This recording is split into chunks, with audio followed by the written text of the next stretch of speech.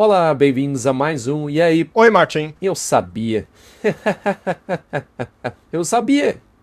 Como vai, Walter? Igual você. Ah, ah, ah. Certeza? Sim.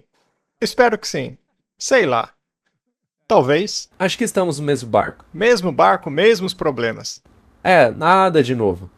Os mesmos problemas de sempre. Pois é, vamos analisar isso com calma. Acho que hoje eu vou ficar com fome. Sabe, costuma-se dizer para não mexer na dieta dos outros, porque as pessoas ficam irritadas. É verdade. É um assunto sensível para as pessoas. Então vamos começar orando. Querido Pai Celestial, obrigado por nos unir novamente. Mais uma vez estamos aqui para discutir alguns assuntos importantes. Queremos saber o que o Senhor acha sobre este assunto. Por favor, nos ajude em nome de Jesus. Amém. Amém?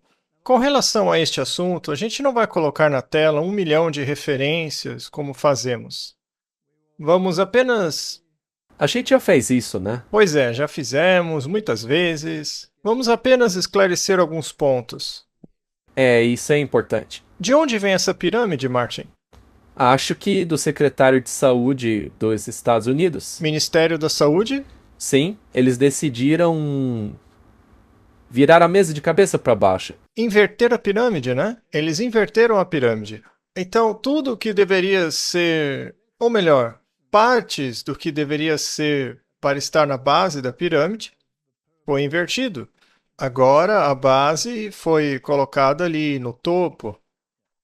E algumas das coisas que estavam no topo agora foram para a base da pirâmide. Então temos uma inversão da pirâmide. Isso é fascinante. Vamos dar uma olhada nesta pirâmide que está aí no fundo de tela do nosso estúdio hoje. É muito interessante. Bom, de acordo com eles, agora você não pode consumir grãos de maneira alguma. Vejo também que as leguminosas e o arroz foram postos ali para baixo. Quanto às frutas, elas parecem ser cada vez menos recomendadas. Os vegetais foram colocados um pouquinho mais para cima, como alfaces, coisas do gênero, e no topo tem os alimentos gordurosos, ricos em óleo, e depois você tem a carne, os laticínios, aves e tudo mais junto com os vegetais. Bom, Martin, apenas com base nas escrituras, vamos começar com a Bíblia, né? Ok? Em Gênesis? Bom, eu vou citar as escrituras de memória, caso eu venha distorcer alguma coisa, e aí você me avise, tá bom? Pode deixar. Tá bom. Deus disse: Eu lhes dou todas as plantas que produzem sementes na face de toda a terra e toda árvore que produza carne. É errado. Me desculpe. Toda árvore que dê músculo. É errado. Qual o seu problema, Martin? Alguma coisa na minha garganta. Tem um sapo na sua garganta, é? Muito bem, vamos ser mais específicos. E toda árvore que produza carne bovina, É frango errado. e... Ora, Martin. Qual é o problema? Muito bem. O que foi que Deus disse na Bíblia? Eu te dou todas as plantas que produzam sementes. Ou seja, grãos. Isto seria o trigo, cevada, milho, arroz, chia, plantas com sementes, tudo que produz sementes. Isso e toda árvore que... Bom, deixa eu me corrigir aqui. Que dê frutos. Esta será a sua alimentação. Assim, a prioridade máxima veio dos grãos, das plantas que produzem grãos e dos frutos. Portanto, lá no topo da pirâmide, estes alimentos eram o de mais alta prioridade. Muito bem. Aí o pecado entrou no mundo e os vegetais foram acrescentados. Porque, naturalmente, as frutas agora eram sazonais. Antes não eram. Elas estavam lá todos os meses do ano. E o que define uma fruta? Toda árvore com frutos. Algumas frutas possuem partes carnudas, como o damasco, o pêssego, etc. E alguma delas, a semente é comestível, a parte interna. E algumas árvores perderam a parte carnuda, dando mais ênfase à semente. Então você tem as árvores que dão nozes, por exemplo, que são frutos da árvore, mas concentrando-se no miolo em vez da polpa externa do fruto. Então podemos dizer que plantas com sementes, grãos e todas essas coisas, e as árvores com nozes e frutos, essa era a dieta original do homem. Isso deveria estar no topo da pirâmide. Os vegetais foram acrescentados depois, devido à sazonalidade. Agora, com o inverno, nem tudo estava disponível o ano todo. A terra havia sido deteriorada. A terra foi amaldiçoada? Exato. Por isso, ela não produzia mais o que produzia antes. Então, os vegetais, as plantas do campo foram acrescentados para complementar a dieta. Podemos dizer então que a dieta após a queda era composta de grãos, frutas, nozes e vegetais? Sim. É isso daí. A base de plantas. Essa era a dieta original da Bíblia. Certo. Agora, vamos avançar 1500 anos. A humanidade vivia dessas coisas. E deu muito certo. A humanidade naquela época era grande, forte. Eles eram bons em tudo que faziam. Viviam centenas de anos. Sim. E então, após o dilúvio, acrescentou-se a carne. Podemos dizer então que durante todo o período dos israelitas, quando as frutas e outras coisas estavam disponíveis novamente, Deus tentou fazê-los voltar para a dieta original de plantas? Você quer dizer depois do Egito? Sim. Sim, com certeza. Então eles se acostumaram à dieta dos egípcios e Deus queria que eles voltassem a outra dieta. Mas será que eles gostaram dessa dieta à base de plantas? Não, eles reclamaram assim como os europeus reclamam do Trump. Tá bom, é boa comparação. Eles resmungavam o tempo todo. Eles não gostaram porque eles gostavam muito de carne. Então Deus permitiu que satisfizessem seu desejo, mas na segunda vez eles resmungaram novamente. E depois de um período de escassez de carne, acabou vindo sobre eles uma praga. A carne ainda estava em seus dentes, e muitos deles desenvolveram uma doença debilitante. Portanto, a dieta original é a dieta primordial para a humanidade. Bem, a pirâmide que nós tínhamos antes era composta primariamente de grãos, depois frutas. Esta era a maior parte do que deveria constituir a alimentação. Aí vinham os laticínios, as carnes, alimentos que tinham que ser consumidos com moderação. Mas agora inverteram isso. Agora o laticínio e alimentos cárneos estão lá no topo. São os que constituem a maior parte do consumo. As frutas foram jogadas lá para o último lugar. Nozes e castanhas praticamente não existem. Então eu vejo uma inconsistência nisso, porque vejo peixes pequenos no fundo e alguns peixes grandes ali em cima. Acho interessante apontar isso. Temos alguns peixinhos e ovos ali embaixo, e ali em cima temos alguns peixes maiores. Creio eu, seja o atum, salmão, coisa do tipo. E os alimentos ricos em óleo e gordura estão aqui no topo da lista. Bom, Martin, isso é uma pirâmide invertida. Em algumas questões, eu não teria um problema sério com ela. Eu não me importo que os vegetais tenham um papel importante na dieta. Mas você podia substituir todos esses produtos de origem animal por produtos à base de plantas. Sim, se você quer uma dieta rica em proteínas, Você pode substituí-la por proteína vegetal sem nenhum problema. Só que tem gente que diz que a proteína vegetal não é uma proteína completa. Você pode falar um pouco sobre isso? Muito bem. Isso é verdade? É verdade, mas algo interessante ali. Veja, parece que alimentos refinados não fazem parte dessa pirâmide, o que é uma coisa muito boa. Então, vamos dar crédito a eles por isso. Eu acho que é aí que tudo começa. Esse é o ponto crucial da questão. Sim, é o X da questão. Alimentos processados e refinados, nós não vemos aí nessa pirâmide. Embora o pão ali provavelmente seja de farinha refinada, né? Mas essa é uma inversão muito interessante, mas ao mesmo tempo bastante problemática. Ao mesmo tempo, possui alguns pontos positivos, mas também tem alguns pontos negativos.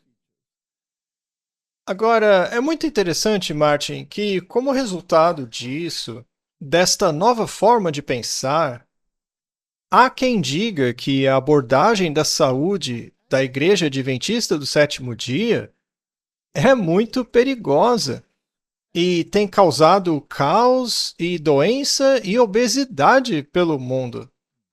A questão é: isso é verdade ou não é verdade?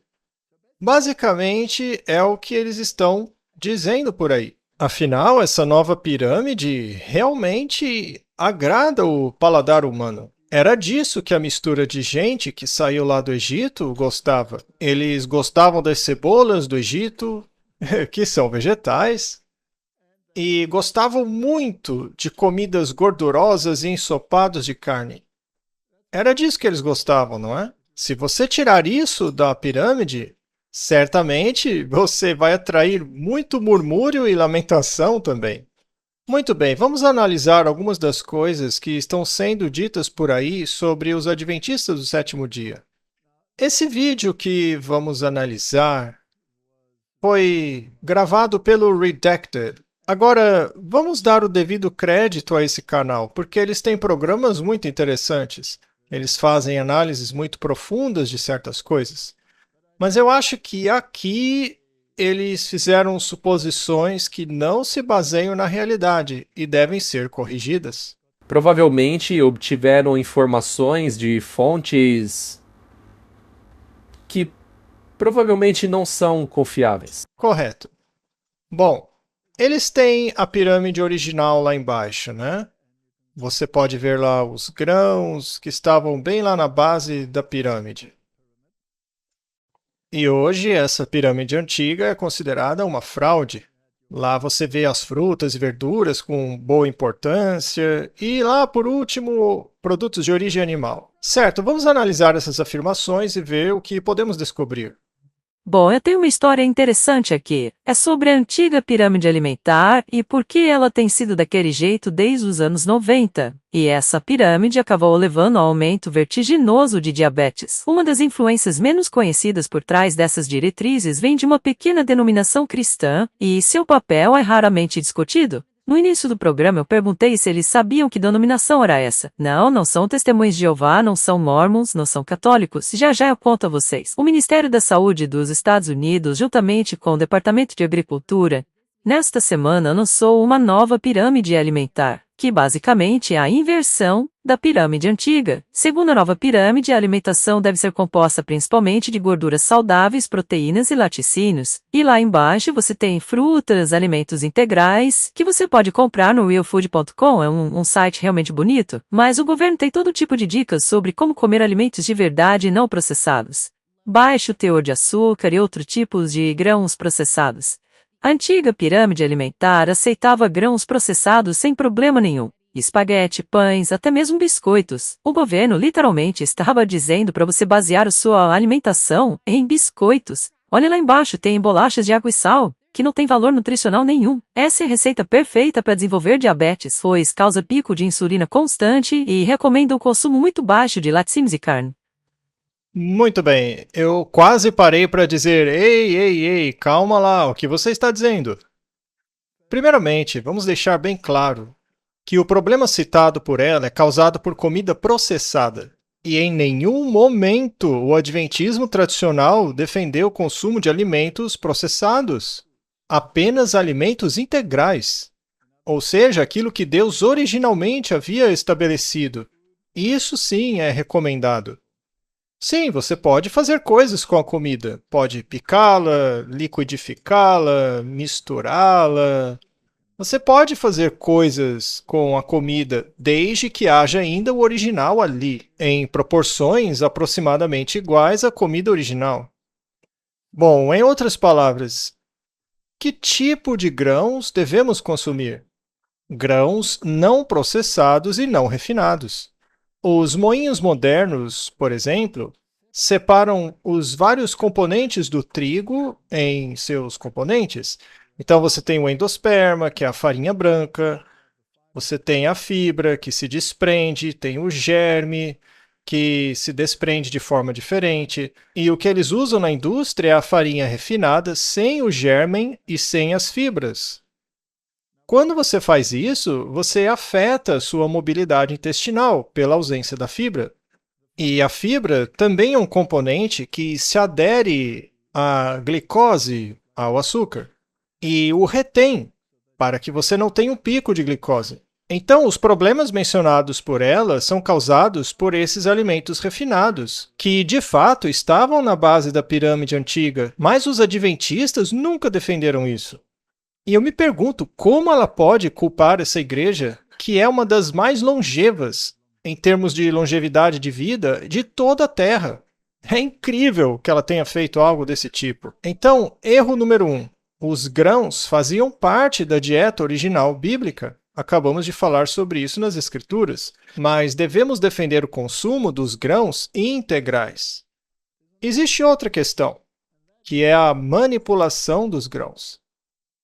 Para criar um ambiente em que a indústria se beneficie, certas mudanças são necessárias. Eu me refiro às mudanças genéticas. Certos alimentos já são híbridos hoje, não são exatamente iguais aos originais.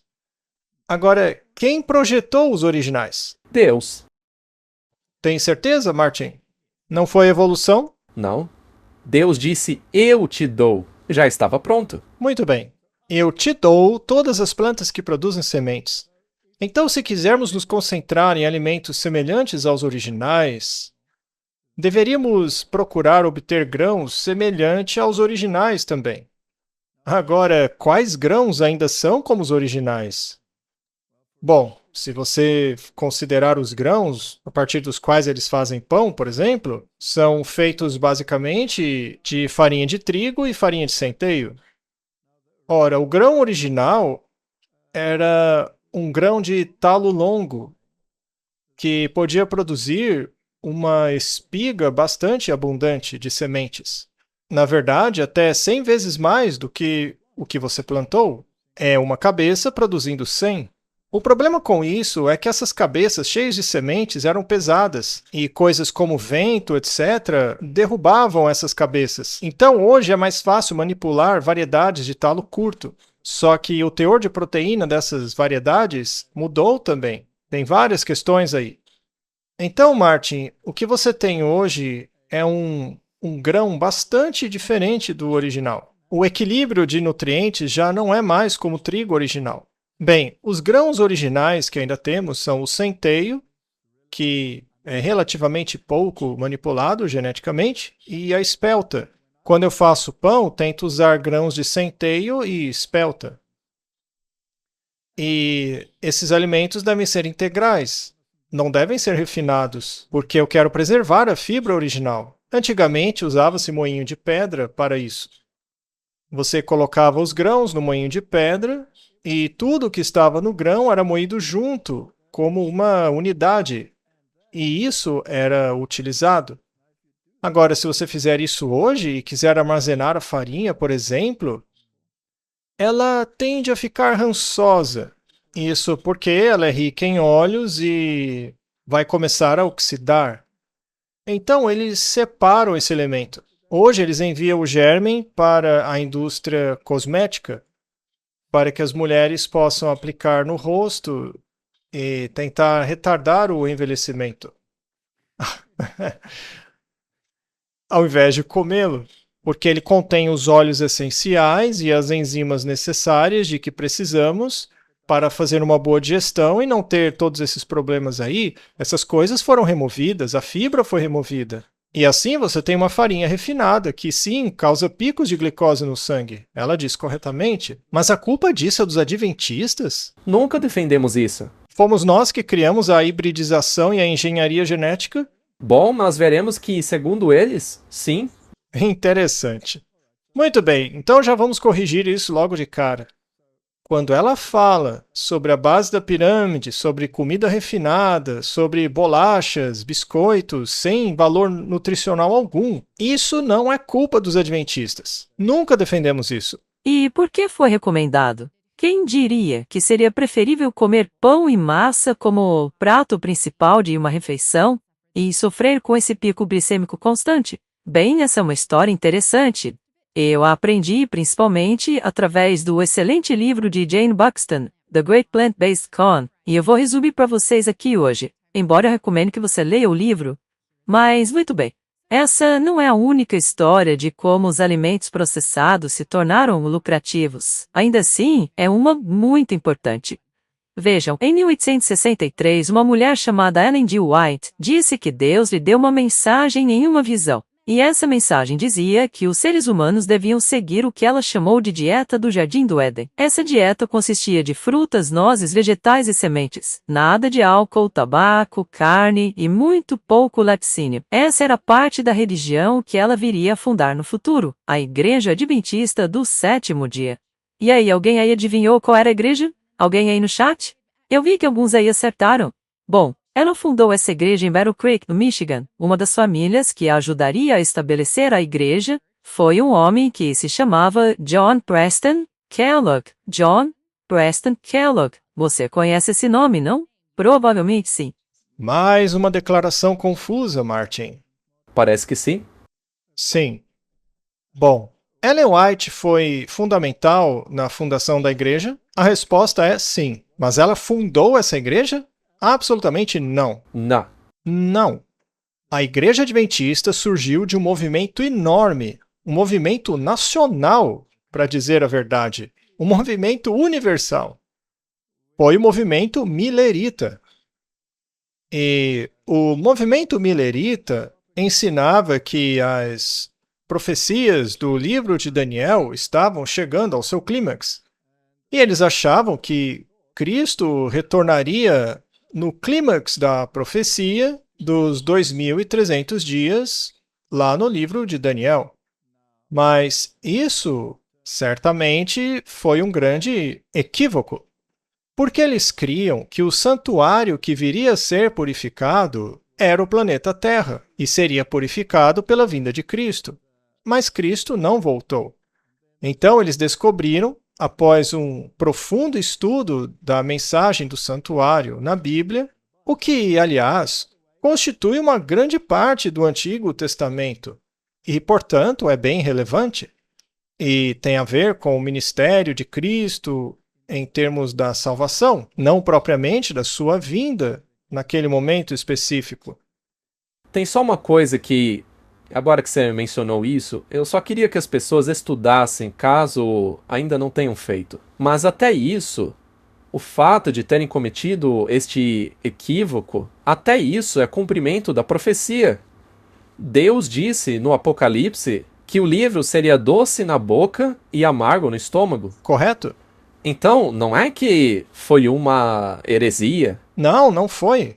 Na verdade, foi um mal entendido muito semelhante ao que os discípulos fizeram na época de Jesus. Os discípulos estavam convencidos de que Jesus iria proclamar-se rei na época deles e ascender ao trono de Israel. Mas isso não aconteceu. Ao invés disso, ele morreu numa cruz. Foi uma grande decepção. E neste caso, também foi um desapontamento. Mas esse desapontamento levou a uma espécie de purificação de ideias equivocadas e a um realinhamento com a realidade bíblica concreta concernente ao reino, que, aliás, foi a mesma coisa que ocorreu com os discípulos, mas isso é outra história.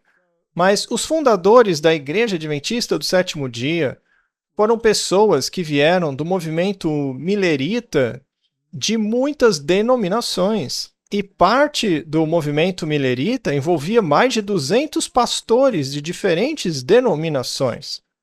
E foi um estudo sério da Bíblia que levou à descoberta das doutrinas que formaram os pilares do Adventismo. Sim. Ellen White foi fundamental nesse trabalho. Ela fez parte dele, mas ela não pode ser considerada a fundadora dessa igreja, mas sim parte do grupo que a fundou. Isto sim. Então, também é importante mencionar que a conclusão de que Cristo voltaria em 1844, isso não foi previsão dela. Ela nunca teve uma visão dizendo isso. Sua primeira visão ocorreu apenas em dezembro, após aquele outubro de 1844. Correto? E é muito interessante, Martin, que eles deem tanta ênfase a Ellen White como sendo uma falsa profetisa, que é basicamente o que ela acabou de dizer. Mas do que se tratava a visão que ela teve? Ora, a visão dizia exatamente a mesma coisa que acabamos de falar no início do programa sobre as Escrituras. E ela falou isso. O que a visão de Ellen White fez foi nos apontar a dieta bíblica, que é a melhor dieta.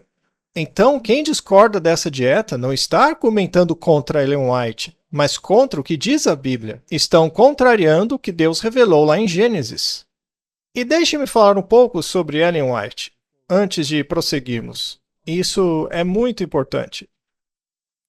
Os profetas recebiam visões ou sonhos no Antigo Testamento, correto? Quando você lê sobre os profetas, existem dois tipos de visões que eles tinham.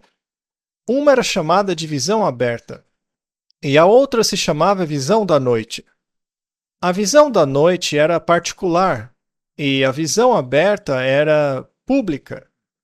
Se você ler o livro de Samuel, verá que o povo havia apostatado, e a Bíblia diz que não havia mais visões abertas por causa dessa situação. Portanto, visões abertas foram dadas como uma confirmação para os filhos de Deus, ou até mesmo aqueles que não faziam parte do povo de Deus. Essas visões eram para confirmar a autoridade do profeta. Por exemplo, Daniel teve visões da noite e também visões abertas.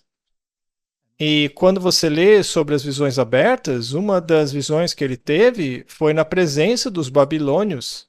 E ao ter essas visões, os babilônios fugiram. Eles correram. E se você continuar lendo na Bíblia, verá Ezequiel, por exemplo, que teve visões abertas enquanto estava na companhia dos anciãos de Israel. Eles não fugiram porque sabiam que aquele homem era um profeta verdadeiro que estava tendo uma visão. E tudo o que ele dissesse ao sair da visão era uma mensagem de Deus. Agora, havia certos critérios associados às visões abertas. Bíblicos. Critérios bíblicos. Você os vê lá no livro de Daniel. Quando um profeta tinha uma visão, primeiro ficava fraco e caía. Então ele era fortalecido por Deus. Quando Deus te fortalece, você se torna tão forte quanto Sansão, por exemplo. Então, Deus erguia o profeta, que começava a falar. Mas o profeta não tinha fôlego, ele não respirava, mas seus olhos estavam abertos. Então, estes são os critérios do livro de Daniel, que nos dizem exatamente como um profeta tinha a visão. E isto era uma confirmação para os céticos de que era um evento sobrenatural e que não podia ser copiado. Porque ninguém consegue parar de respirar e continuar falando ao mesmo tempo. Ellen White teve mais de 60 visões abertas. Em frente às pessoas. Algumas em pequenos grupos, como no caso de Ezequiel, outras em frente a grandes grupos, algumas em reuniões da igreja, algumas em eventos públicos com milhares de testemunhas. E durante esses eventos, alguns tentaram constatar, médicos averiguaram para ver se ela de fato estava respirando. E anunciaram enfaticamente, e há inúmeras testemunhas oculares disso, há relatos, inclusive escritos, de que ela não respirava enquanto estava em visão. Mas ainda assim falava. Isso é humanamente impossível. Outra coisa impossível é que ninguém conseguia movê-la. Nem os homens mais fortes conseguiam mexer um dedo daquela frágil senhorinha, porque ela estava fortalecida por Deus. Em uma ocasião, ela segurou uma Bíblia pesadíssima em sua mão. Na verdade, mais de uma ocasião. Em uma delas, ela segurou por 6 horas e meia, em um ângulo de 45 graus, uma Bíblia pesada que facilmente escorregaria de sua mão. E ela, sem olhar para a Bíblia, apontava certos versos bíblicos. Então, pessoas pegavam cadeiras e subiam nelas para ver o que ela estava apontando, e viam que ela citava exatamente o verso para o qual ela apontava. Em outra ocasião, ela pegou uma Bíblia de uma mesa, fez a mesma coisa e a levava para uma pessoa que tinha um problema específico e apontava um verso bíblico para ela. Estas eram visões abertas, destinadas ao consumo público na presença de testemunhas. Ou seja, Deus estava confirmando publicamente diante de milhares de pessoas que aquela era a sua voz. Ela estava falando por meio daquela pessoa. Ela não está respirando, mas não está morta. Ela está viva. Eu a estou mantendo viva. Ela não precisa respirar quando eu falo através dela. Eu quero que vocês entendam que eu escolhi essa pessoa específica para levar uma mensagem ao mundo. E essa mensagem está em total harmonia com aquilo que deixei na Bíblia, porque eu ordenei a lei e o testemunho. Se não falarem segundo esta palavra, é porque não há luz neles. 66 vezes ela teve visões públicas e abertas. Deus não quer dizer algo às pessoas com isso? Sem dúvida? Mas as pessoas aceitam com alegria? Não. Não foi o mesmo com os profetas bíblicos? Ezequiel, Jeremias, Isaías. Então, Martin, pelos frutos os conhecereis. Dê uma olhada nos frutos. Veja se o que ela diz está em harmonia com as Escrituras. Há mais citações bíblicas nos escritos dela do que qualquer outra coisa. Agora, se a mensagem dela se opusesse à Bíblia, então ela deveria ser deixada de lado, porque a Bíblia é a nossa base. Quando Deus falou por meio de Jeremias, ele estava negando o que dizia a Bíblia? Nem um pouco. Nem um pouco. Então Jeremias falou de acordo com a lei e os profetas? Sim. Então, de acordo com essa mulher, o que Ellen White disse, que grãos e frutas deveriam ser a parte mais importante da nossa dieta, ela estava contrariando a Bíblia? Não, está tudo lá em Gênesis. Foi essa mulher que contradisse a Bíblia ao dizer que isso não é de Deus. Sim. Muito bem, vamos continuar. Esse homem se chamava John Preston Kellogg. John Preston Kellogg. Você reconhece esse nome? Com certeza. Isso se você já foi em um supermercado americano. Kellogg teve 11 filhos. Um deles, John Harvey Kellogg, quando ainda jovem, foi incumbido da tarefa de ajudar a editar os livros de Ellen White. Então, os livros adventistas do sétimo dia, junto à sua mensagem de temperança, eram compilados por ele, e isso foi no século 1800. Então, ele lia todos os livros de Ellen White, e foi muito influenciado por sua mensagem. Os reformadores da temperança acreditavam que as pessoas eram atormentadas por doenças causadas por excesso de estímulos e comportamento imoral. Então decidiram conter esses problemas abstendo-se de álcool e carne. Assim como... Desculpa, eu me perdi aqui. Achei. Abstendo-se de... álcool, carne e abstinência sexual, promovendo o equilíbrio entre exercício, repouso e higiene. Eles também davam muita importância à prevenção da masturbação. John Harvey Kellogg também compôs livros sobre esse assunto, que diziam que era responsabilidade das mães impedirem que seus filhos se masturbassem. Do contrário, sofreriam de dores de cabeça, dores nas costas, doenças na coluna e cegueira. É daí que vem aquela piada que diz: se você fizer isso, vai ficar cego. Isso surgiu desse movimento da temperança. Eles literalmente disseram isso nos livros. Então, esses livros influenciaram Kellogg e se tornaram o foco de sua vida. O que o motivou a fazer estes cereais de sabor insosso e prescrever uma dieta vegetariana. Em 1882, ele inventou o floco de milho, e no começo de 1990, ele lançaria no mercado com seu irmão. Na verdade, ele inventou muito mais do que apenas cereais matinais. É que essa foi muito lucrativa, mas ele tinha uma série de patentes, incluindo a do primeiro hambúrguer vegetariano. Naquela época, os cidadãos não comiam essas coisas. Por que escolheriam comer isso? Por que você ia comer isso ao invés de ovos com bacon, que é o que se comia na época? Muito bem, vamos começar com algumas correções. Com relação aos escritos de Ellen White, ela tinha ajudantes que a auxiliavam a compilar tudo. E a pessoa que a ajudou inicialmente com algumas dessas tarefas foi o seu filho, William White.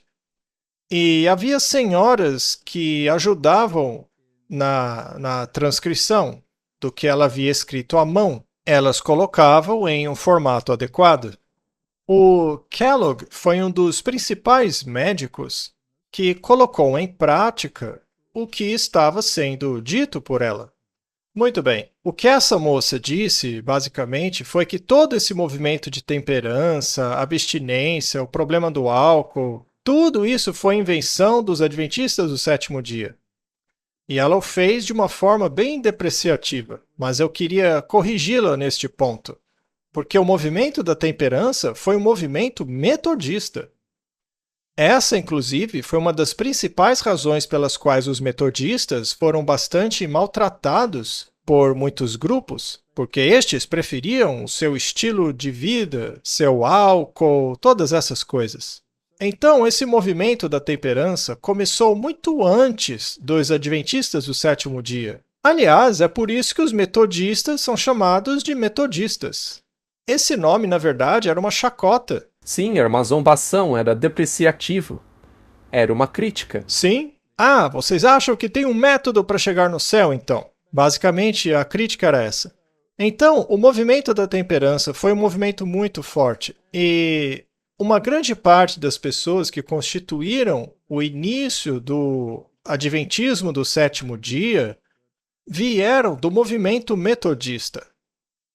As principais denominações que faziam parte da formação da Igreja Adventista teve como base os batistas, especialmente os batistas do sétimo dia com os metodistas. Os presbiterianos nem tanto. Os presbiterianos, eles têm a doutrina da segregação, a doutrina da realeza do povo de Cristo. Então, eles basicamente eram dominionistas. Acham que vão reinar no mundo, que o governo vai reinar junto com a igreja, etc. Portanto, o movimento da temperança não começou com os adventistas. Sim, eles o continuaram, e sim, Ellen White recebeu visões sobre saúde que contribuíram para isso. E o Kellogg era um médico brilhante. Ele era muito bom. E ela também disse que os flocos de milho dele eram sem graça. Esse é um detalhe muito importante. Os flocos de milho originais e os outros produtos não continham todo o lixo que contém hoje. Não. Esse realmente é um ponto muito importante. Ela disse que eram sem graça justamente porque não tinha açúcar. Mas sim, o Kellogg quis adicionar um pouco de açúcar para torná-lo saboroso. Mas uma das visões da Ellen White afirma que o açúcar obstrui o organismo. E ela foi contra. Sim. Por isso é importante mencionar esse detalhe. Deixa eu dizer por que entope o sistema. Tudo bem, continue. Depois a gente toca no assunto. Este é um ponto muito importante. Quando você inclui açúcar refinado em sua dieta, ou seja, sua dieta não é baseada em grãos integrais com fibra, tudo aquilo que faz daquele alimento um alimento não refinado, ocorre no organismo um pico de glicose. A farinha refinada causa um pico de glicose no organismo. O açúcar causa um pico de glicose no sangue. Agora, como o corpo reage diante de um pico de glicose? O corpo reage tentando se proteger para que o açúcar não entre rapidamente na corrente sanguínea. Veja, o açúcar é solúvel em água e ele não é tão facilmente solúvel em gordura, porque ele tem todos aqueles grupos hidróxilos, o que o torna compatível com água. Mas uma das maneiras pelas quais o corpo tenta se proteger desse pico de glicose é jogando triglicerídeos no sangue, gordura. Essa gordura basicamente reveste os vasos sanguíneos para, assim, retardar a velocidade com que o açúcar é absorvido, para que não penetre tão rapidamente nos tecidos circundantes. Se há um pico de açúcar no sangue, você produz insulina, há um aumento repentino e, posteriormente, você terá hiperglicemia. Tudo isso é bem importante. Quando eu realizava experimentos na universidade, eu sempre pedia aos meus alunos que dessem bebidas açucaradas a um coelho, por exemplo. Aí mediríamos os parâmetros que aumentaram como resultado desse açúcar refinado. Dávamos, por exemplo, um refrigerante rico em açúcar. E nós víamos que, pouco depois do pico de glicose, havia um pico de triglicerídeos. E se você combina o leite com açúcar, É ainda pior. você está adicionando ainda mais triglicerídeos à sua dieta, porque o leite é rico em gordura. Então, além do pico de glicose, você também tem o pico de triglicerídeos, porque não há fibra nessas coisas. Então, o nível de açúcar e gordura permanecem altíssimos. Isso acaba alterando a viscosidade do sangue, o que é a receita perfeita para problemas cardiovasculares. Então, Martin, quando Kellogg disse que queria acrescentar açúcar, o espírito de profecia disse que o açúcar entope o sistema, não deveria ser usado como alimento refinado. Então, quando Deus coloca açúcar em algo, ele coloca fibras junto. É um pacote. E você tem dois tipos de fibra. Você tem as fibras solúveis e fibras insolúveis. A fibra solúvel é a que se liga ao açúcar e o mantém sob controle. E a outra fibra dá motilidade ao intestino, mas também se liga ao colesterol, embora frutas e grãos não contenham colesterol. É muito interessante. Mas vamos parar por aí e não dar muitos detalhes. Isso nos traz de volta a ideia de um alimento integral? Devemos comer alimentos em seu estado integral? Quando Deus colocou açúcar numa maçã, por exemplo, ele também colocou fibras. E quanto mais açúcar houver ali, mais fibra terá. Por exemplo, peguem uma tâmara. Ao manipulá-la, como fica a sua mão? Grudenta. Pegajosa, né? E o que está causando esse grude? Fibra solúvel. Isso! A fibra solúvel possui uma ligação fraca com o açúcar. Então, quando você a come, o açúcar não é liberado imediatamente, porque ele está ligado. Isso significa que ele é liberado vagarosamente. À medida que desce pelo intestino, ocorre uma liberação lenta de glicose. Por isso que é muito vantajoso consumir um açúcar com alto teor de fibras, fruta, por exemplo, quando você está praticando esportes ou um trabalho pesado, como uma tâmara, banana. Estes são alimentos integrais. São muito ricos em açúcar. E não se pode culpar apenas o açúcar. A culpa é dos alimentos processados. Isso é muito importante.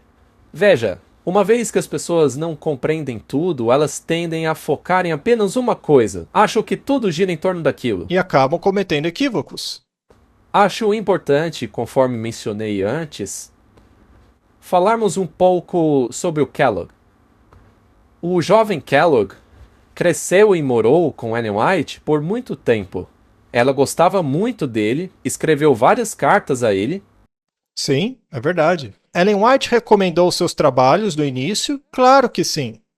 Mas também recebeu cartas de reprovação? É neste ponto que eu queria tocar, porque a história não terminou bem entre Kellogg e a Igreja Adventista. Exato. Veja, o próprio Kellogg era um médico. Na verdade, foi o irmão dele que deu início a essa indústria dos grãos. E essa indústria, na verdade, manteve os americanos muito saudáveis. O problema começou nos anos 90. Ali as coisas mudaram. E eu queria muito dizer a essas pessoas: veja, não é bom assistir cinema e teatro jesuíta, mas vamos dar uma olhada em alguns filmes antigos. Considere os filmes da década de 50 e 60. Assista a esses filmes e me diga se você vê pessoas obesas nesses filmes. Não, não se vê.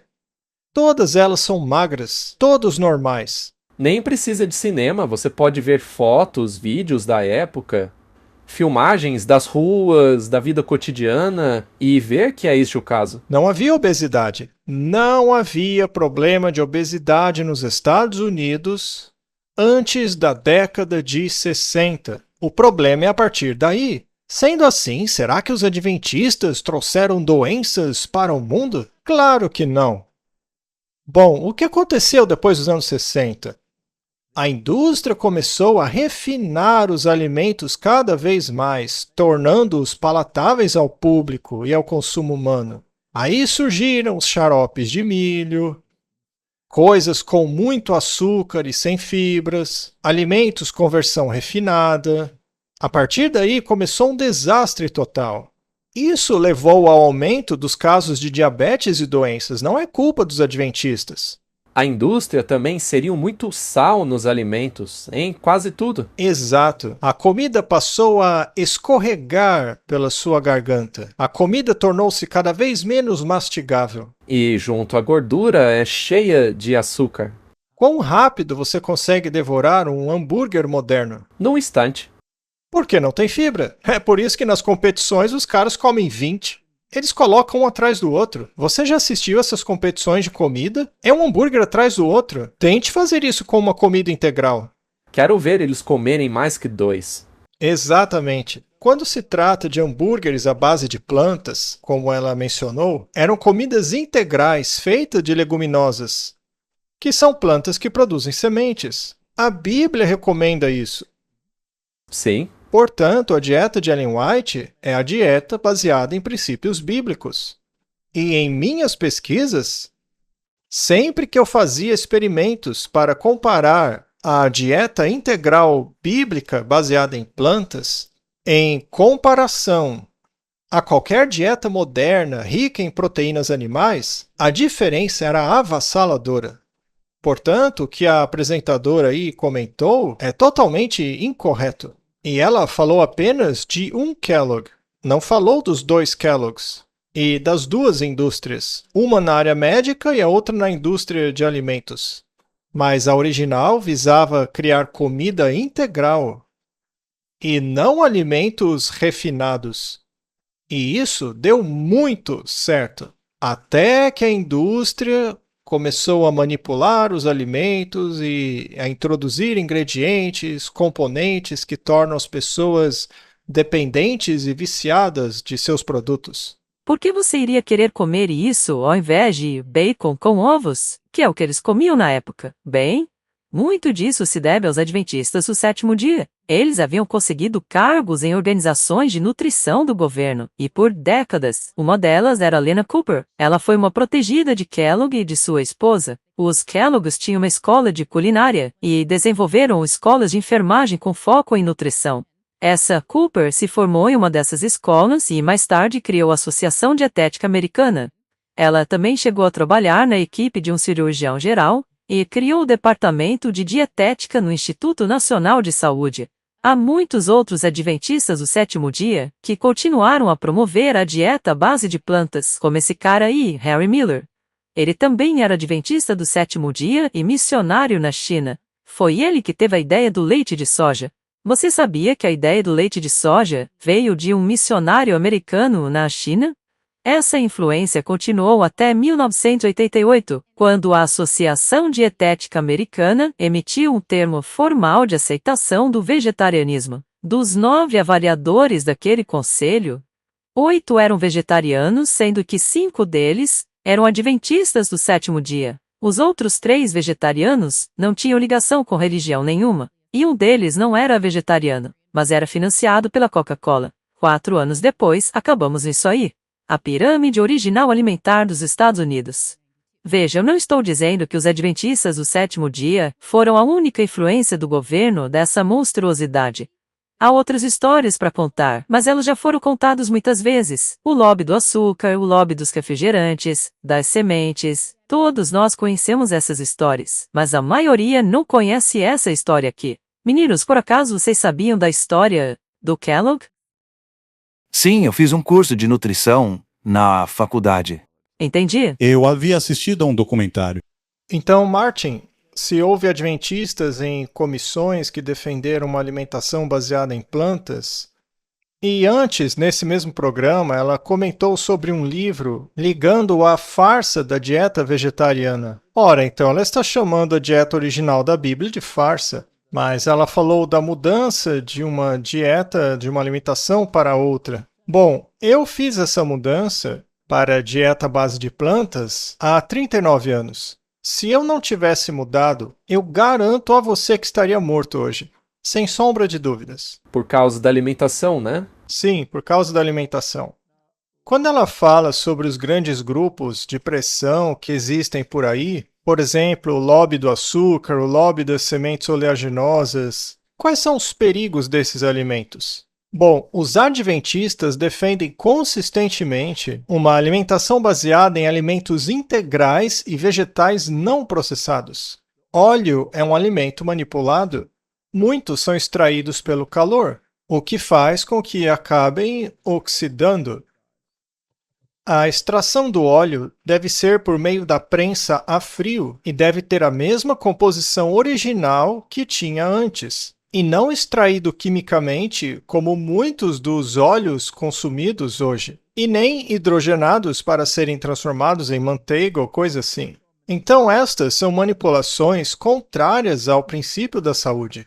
Portanto, nós recomendamos alimentos integrais, óleos não manipulados e não adulterados. E qual é o óleo recomendado pelo Adventista do 7º dia? E mesmo pela profetisa dos Adventistas do 7º dia? É o azeite. Sim. Muito bem. E quanto ao leite de soja? É o que ela mostrou ali. Por acaso ele é ruim? Eu me pergunto por que eles criticam o leite de soja. Por que criticam o leite de soja? Claro, se for feito corretamente. É saudável. É absolutamente saudável para você. E muito. Exatamente. Portanto, todos esses argumentos delas são irrelevantes. Portanto, as distorções da antiga pirâmide não foram sugeridas por adventistas do 7º dia ou propagada por nenhum dos pioneiros. O que a igreja defendeu sempre foi a dieta de alimentos integrais. Agora, dito isso, é claro que você pode tornar a comida agradável. Ellen White diz que Deus daria habilidade culinária ao seu povo para tornar comida agradável, que agrade ao nosso paladar. E para isso, nós não precisamos adulterar o alimento. Você pode adicionar ingredientes à comida. Pode colocar um pouco de sal, pode pôr um pouco de ervas e temperos, pode acrescentar alguns sabores interessantes à comida. Torne-a agradável, desde que seja um alimento integral. Agora, o tempo todo, a ciência tem mostrado que produtos animais são prejudiciais à saúde do organismo humano. Há milhares de publicações mostrando isso, só que estas ela não mostra. Ela joga todas essas evidências para debaixo do tapete para dizer que a culpa das doenças do mundo é dos adventistas do 7º dia. Eles também disseram que as empresas envolvidas... E veja, as pessoas falam muito disso hoje em dia. Ela comentou quem estava financiando essas pesquisas. E o que eles dizem é que todas as pesquisas só chegaram àqueles resultados por causa desse financiamento. Eram empresas adventistas do 7º dia? Aliás, a maioria das empresas adventistas do sétimo dia foram vendidas a empresas seculares. Infelizmente, Se não tivessem, ainda estariam saudáveis. o mesmo se aplica às nossas instituições de saúde. Sabe, o problema é que, olha, se você realmente quer saber o que dizem os adventistas do sétimo dia sobre essa questão da alimentação, leia você mesmo o livro Conselhos sobre Regime Alimentar e Ciência do Bom Viver. Não leia um livro que alguém escreveu sobre esses livros. Não, leia os originais. Aí sim você saberá o que os adventistas de fato ensinam. Muito bem, vamos abordar um assunto um pouco diferente. Agora ela está culpando os adventistas do sétimo dia por tudo isso. Os adventistas do sétimo dia, como já dissemos, defendem uma alimentação integral à base de plantas. Esta é a melhor alimentação. E, originalmente, foi acordado ou permitido que certos produtos de origem animal fossem incluídos. Porém, há um aviso no espírito de profecia nos dizendo de que estes alimentos nunca foram os melhores e que, por isso, deveriam ser progressivamente excluídos da dieta do povo de Deus. Por exemplo, até mesmo leite, ovos, etc., deveriam ser abandonados. Bom, recentemente, quantas crises de contaminação desses alimentos têm acontecido pelo mundo? Ovos com salmonela e todo tipo de doença. Atualmente, estamos enfrentando o grande surto de febre aftosa na África do Sul. Nenhum fazendeiro pode vender o gado. Tiveram que matar centenas de milhares deles. Isso é cumprimento de profecia. Mas, além disso, vamos analisar um estudo independente aqui. O estudo da China. Este foi o estudo mais abrangente já realizado na história da humanidade e não tem nada a ver com os adventistas do sétimo dia. O Dr. Campbell foi responsável por esse estudo e um grande documentário, Forks Over Knives, surgiu como consequência deste estudo. Neste estudo, cada detalhe do que está escrito nos livros de Ellen White é corroborado. Eu, pessoalmente, como cientista e cientista de nutrição e professor de biociência médica, realizei uma longa entrevista com o Dr. Campbell. Essa entrevista está disponível na internet, todos podem assistir, na qual ele ficou surpreso com as semelhanças e todas essas questões. Ele não sabia da sua existência, Nenhum de nós nos conhecíamos. mas basicamente ao mesmo tempo, os experimentos e os estudos que vocês dois realizavam chegavam às mesmas conclusões. As mesmas. Então eu não sei de onde ela tirou essa informação, ao menos do livro que ela mostrou, que chama alimentação à base de plantas de farsa. Isso, infelizmente, é muita desinformação. E hoje em dia está ficando famosa a dieta carnívora. Bom, a dieta carnívora também exclui todos os alimentos refinados, etc. E as pessoas se sentem melhor com a dieta carnívora. Mas isso é porque eliminaram os processados. Agora, do nosso lado é a mesma coisa. Por exemplo, temos o Verity Center, que é um centro de saúde. E eu encorajaria as pessoas a irem dar uma olhada no site. Temos ótimas avaliações ali. Bom, esta não é a primeira vez, desde o século 1800, que Kellogg teve um sanatório. Ele foi implementado e pessoas de todas as classes sociais, com todos os tipos de doenças, foram curados por essa alimentação bíblica. Exatamente, Martin. Vamos continuar. Sim, eu fiz um curso de nutrição na faculdade. Entendi? Eu havia assistido a um documentário. Um documentário. Muito bem. Então isso é algo que alguns podem saber e outros não. Agora, vocês também sabiam que os adventistas do sétimo dia ainda são donos de algumas marcas de alimentos, incluindo a Sanitarium, que é a maior produtora de cereais da Austrália, eles que fazem a Weet-Bix, muito famoso entre os australianos. Eles também fazem o Vegemite. Tem até uma musiquinha que usa o nome desse alimento, e é daí que vem. É produzido pelos adventistas do sétimo dia, os mesmos que condenam o consumo da carne de porco. Bom, nos Estados Unidos eles são donos da Worthington, que fabrica carnes para sanduíches à base de plantas, e a Cedar Lake, que produz feijão, arroz, açúcar e café. Agora, a maioria dessas empresas não precisa pagar impostos, pelo fato de pertencerem a uma igreja.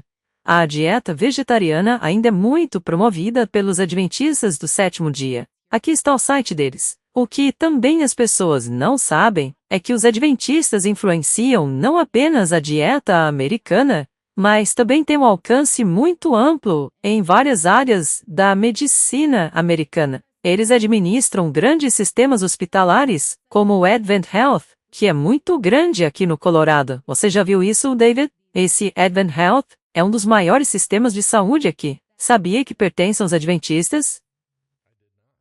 Pois é, eles também administram universidades, faculdades de medicina, centros de pesquisa, publicando pesquisas sobre nutrição.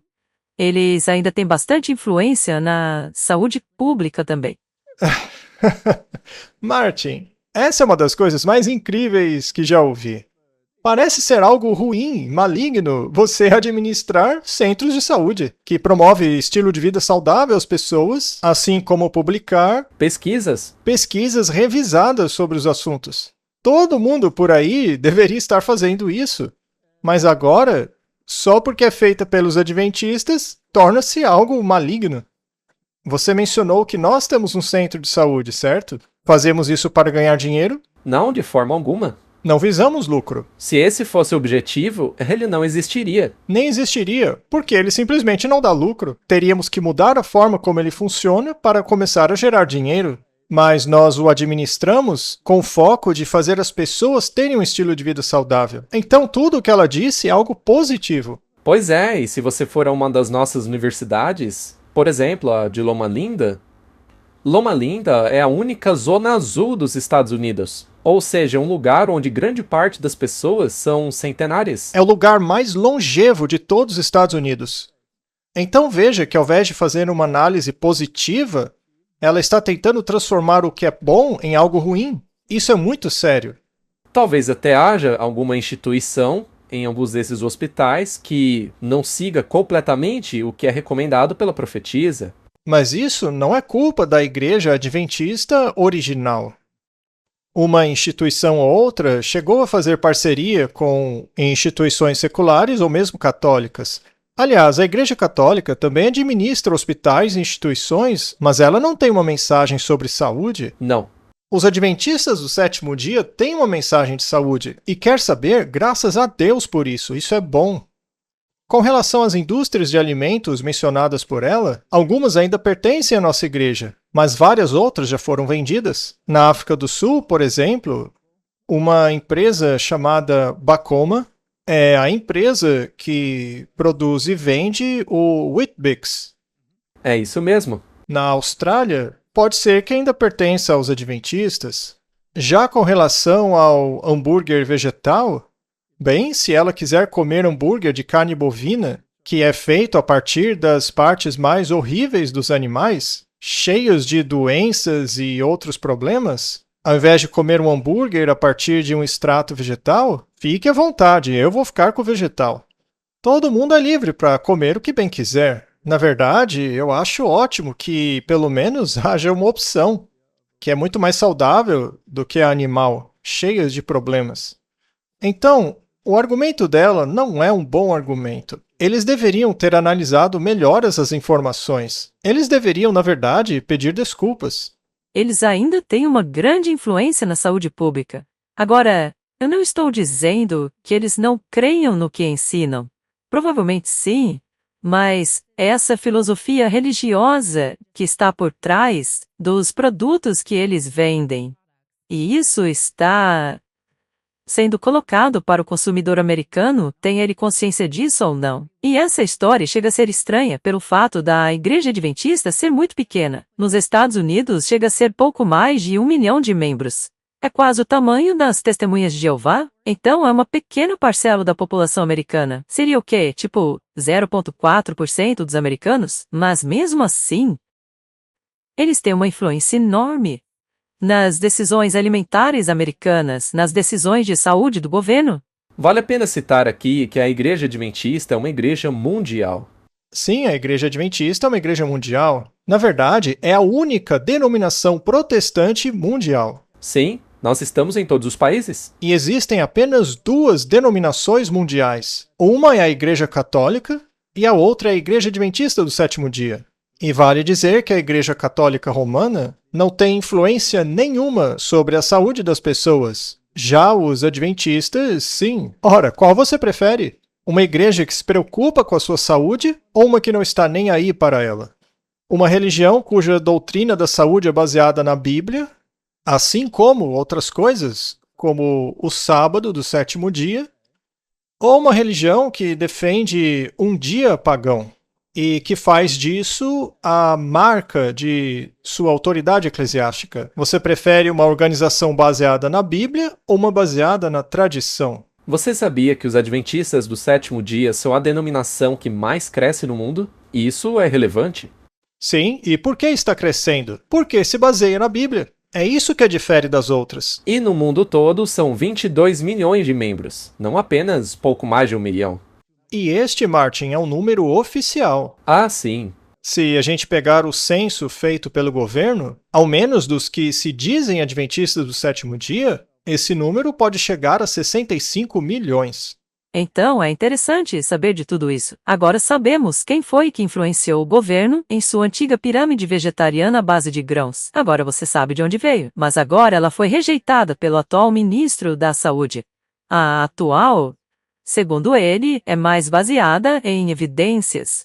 Mas como saber se a pirâmide alimentar atual também não é moldada por lucro ou pressões ideológicas? Bem, a gente não sabe, não tem como saber. Mas o que nós sabemos é que os seres humanos precisam de proteína completa e biodisponível, de gordura e micronutrientes essenciais para a reparação metabólica. E essa nova pirâmide tem isso.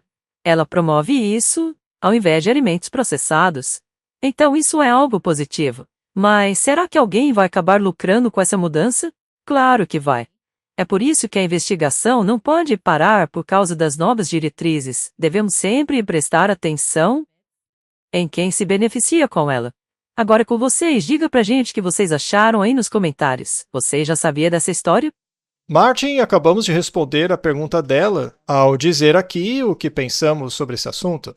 Aliás, quando ela fez aquela piada sobre proteínas completas, qualquer grão junto a uma leguminosa, a uma semente, é uma proteína completa, de qualidade muito superior a qualquer uma de origem animal. Como você sabe? Porque eu mesmo fiz inúmeras experiências em um laboratório. Eu já publiquei todos os dados que foram publicados em revistas científicas passadas por revisão. Você não foi influenciado por nenhuma instituição com segundas intenções? Claro que não. Fiz minhas pesquisas unicamente para descobrir qual é a melhor proteína, se é a vegetal ou a animal. A vegetal sempre se destacou. E, aliás, se você quer óleos saudáveis, o óleo que você encontra na própria semente, como por exemplo o óleo da azeitona em si, esse óleo é extremamente saudável. Sabe, quando se extrai óleo de sementes, deve-se tomar muito cuidado. O azeite extraído por prensagem a frio irá oxidar 10.000 vezes mais lentamente do que um óleo poliinsaturado.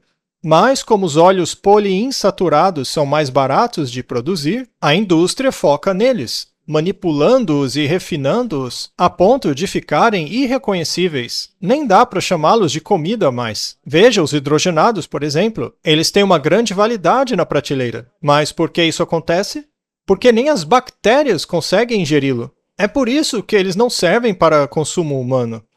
Tudo que é produzido pela indústria é feito com óleos baratos, óleos poliinsaturados. Estas coisas não são saudáveis. Então, quem está ganhando dinheiro com isso? Para onde está indo esse dinheiro? Os óleos que podemos consumir são claramente especificados na Bíblia e no espírito de profecia. Se você deseja consumir óleos saudáveis com uma boa proporção de ômega 3 para ômega 6, estamos falando de azeite de oliva, de óleo de macadâmia, assim como de linhaça, ou flaxseed oil, como se chama nos Estados Unidos. Estes óleos proporcionam uma dieta bem equilibrada. Hoje em dia, é dito que precisamos consumir óleos extraídos de peixes. Bom, é verdade, peixe é rico em ômega 3, mas é o ácido eicosapentaenoico. É diferente do que os óleos naturais encontrados em alimentos de origem vegetal, como o ácido linoleico, sendo um deles ômega 3 e o outro ômega 6. Então você encontra esses óleos nos vegetais. Aliás, Martin, elefantes, ou mesmo todos os animais que pastam por aí, eles são herbívoros. Por acaso eles parecem ser animais fracos e miseráveis por comerem só plantas? Ou são os animais mais fortes do mundo? Certa vez ouvi alguém dizer que sim, mas é porque eles não têm o mesmo sistema digestivo. Mas alguns deles sim, não é? Bem, alguns herbívoros possuem o órgão rumen e têm fermentação bacteriana e todas essas questões, mas aquilo que eles estão consumindo é a base de plantas. Aquilo que as bactérias dentro deles consomem vem de plantas. Então, Martin, esse argumento é ridículo. A alimentação à base de plantas é a melhor alimentação, e isso já foi comprovado diversas vezes, como, por exemplo, no estudo da China e muitos outros estudos de natureza semelhante. Eu mesmo fiz essas pesquisas. Não há dúvida de que a dieta à base de plantas é a dieta original. Ela é a melhor para a humanidade. E qualquer organização, seja ela adventista ou não, que defenda esta alimentação, está fazendo um favor à humanidade.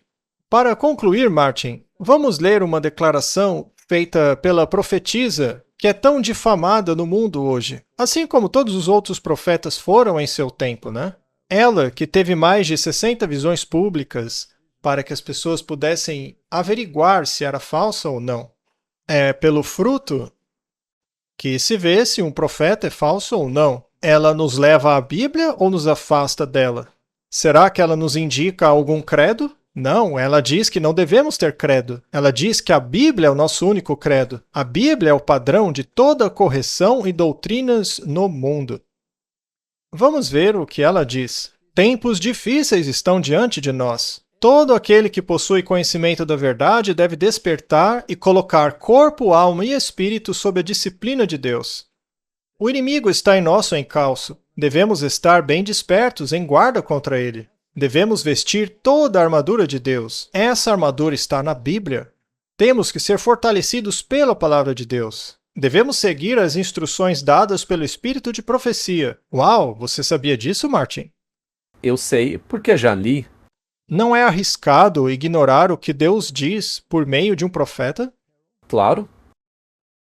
Devemos amar e obedecer a verdade neste tempo. Isso nos salvará de aceitar fortes ilusões. Deus nos falou por meio de sua palavra. Ele nos falou por meio dos testemunhos à igreja e por meio dos livros que ajudaram a esclarecer nosso dever atual e a posição que devemos ocupar agora. Os avisos que foram dados, linha sobre linha, preceito sobre preceito, devem ser ouvidos. Se os ignorarmos, que desculpa podemos oferecer? Todos têm uma escolha a fazer. Quero dizer algo importante. Se você despreza o que ela diz sobre saúde, ore para que ela seja uma falsa profetisa. Sim, muita gente torce para isso. Mas se ela não for e fizer o que ela diz, vai se beneficiar disso? É o meu caso. Eu mesmo já me beneficiei. Eu também, Martin. Você já pratica isso há 39 anos? A maioria das pessoas que conheci da minha faixa etária já estão todas mortas. E isso é bastante triste. Por exemplo, os meus colegas que trabalhavam comigo na época, a grande maioria deles já está debaixo da terra. E eu agradeço a Deus pela chance de ter mudado o meu estilo de vida. E, aliás, essas mudanças, para mim, são um deleite. Com certeza. Então, que Deus ajude as pessoas a fazerem escolhas conscientes. Mas informações falsas como essas se tornarão cada vez mais prevalentes no mundo. Os adventistas do sétimo dia se tornarão a escória da sociedade. O espírito de profecia diz que os adventistas não costumam ser mencionados nas notícias, mas que isso iria mudar. É verdade? Por exemplo, vamos mencionar rapidamente o caso do Charlie Kirk. A questão do sábado ganhou destaque. Também mostramos em um outro episódio, não faz muito tempo, os adventistas sendo mencionados diretamente como estando contra o movimento nacionalista cristão. Estamos lá. Sim, esse confronto, como já dissemos aqui antes, é um embate entre mentes.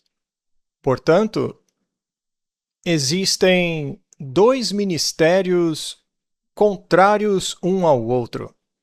Duas organizações que propagam dois pontos de vista totalmente diferentes. E isso é bom, pois isso permite às pessoas fazerem uma escolha consciente. Vamos orar. Pai Celestial, tudo o que está na sua palavra acaba virando motivo de contenda. E tem sido assim desde a queda de Lúcifer no céu. A palavra de Deus que sai da boca do Senhor está sendo contestada hoje em todos os níveis, seja na questão da saúde ou em qualquer outra área, seja a questão da doutrina ou do plano da salvação. Mas nós queremos nos apegar à tua palavra, à Bíblia. Cremos apenas no assim diz o Senhor. É o que pedimos em nome de Jesus. Amém. Todos os anos, algo extraordinário acontece. Um movimento de fé, um encontro de corações, um tempo de renovação, de reconexão e de comunhão com Deus.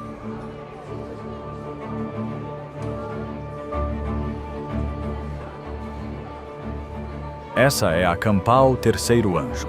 Mais do que um evento, é um chamado divino que une famílias, amigos e irmãos de fé de todo o país.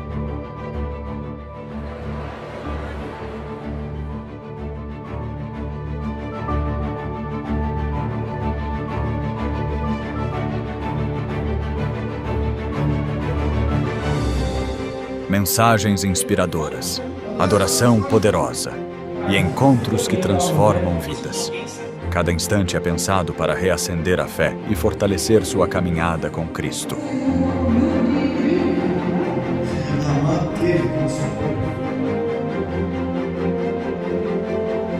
Dos mais experientes aos pequeninos, todos têm seu espaço.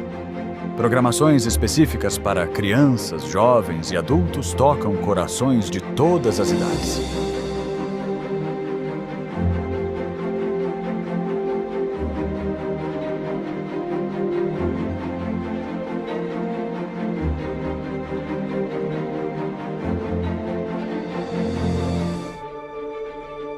Conexão, comunhão, compromisso.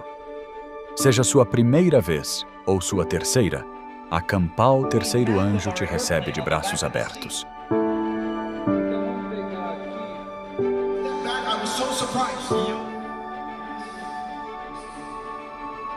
Isso não é só um congresso, é uma família, um vislumbre do céu.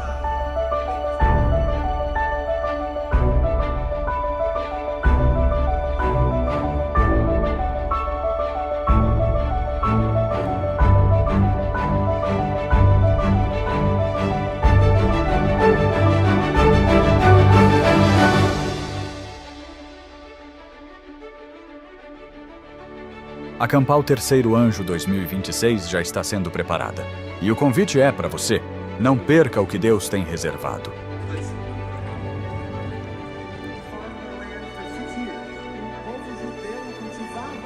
A cada ano damos um passo a mais perto do propósito, mais perto uns dos outros, mais perto do céu.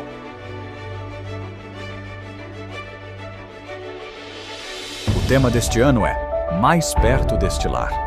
Porque cremos que a jornada está quase no fim e o lar eterno está logo ali.